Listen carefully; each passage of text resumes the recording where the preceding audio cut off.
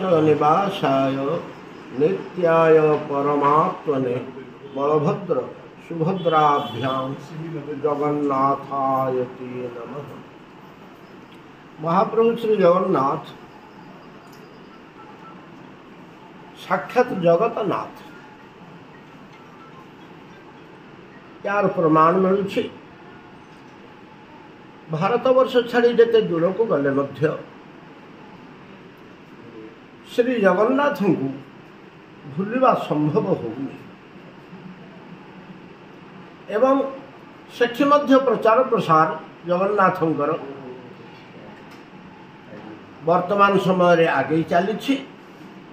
अनेक विदेशी लोक मध्य जो माने भारतीय नुहंती अण भारतीय से जगन्नाथ प्रति आग्रह प्रकाश कर बोध हुए आम प्रभु श्री जगन्नाथंकर जो रूप रहस्य अद्भुत रूपटे धरी बसचंती से विग्रह समस्त मन रे एक आग्रह सृष्टि करुछि कि कौन वस्तु एते लोक एते आग्रह रे या पछरे माथि जाउचंदी काहेकि। तेणु अण भारतीय मानकर मध्य श्री जगन्नाथ प्रति दिन को दिन अधिक मात्रा रे आग्रह और रहस्य भेद इच्छा प्रकाश पाउथुवा जना पड़ुछि।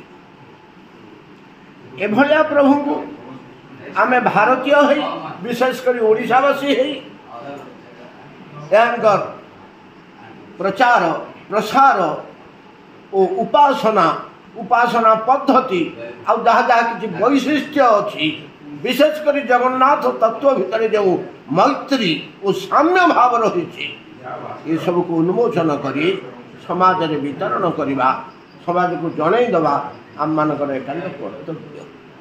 से प्रयास रे प्रति आमर अनुष्ठान चेतना चिंतन वर्ल्ड वाइज जे पादे पादे प्रतिवर्ष आगौछंती एथि मन रे बड़ आनंद आसुची।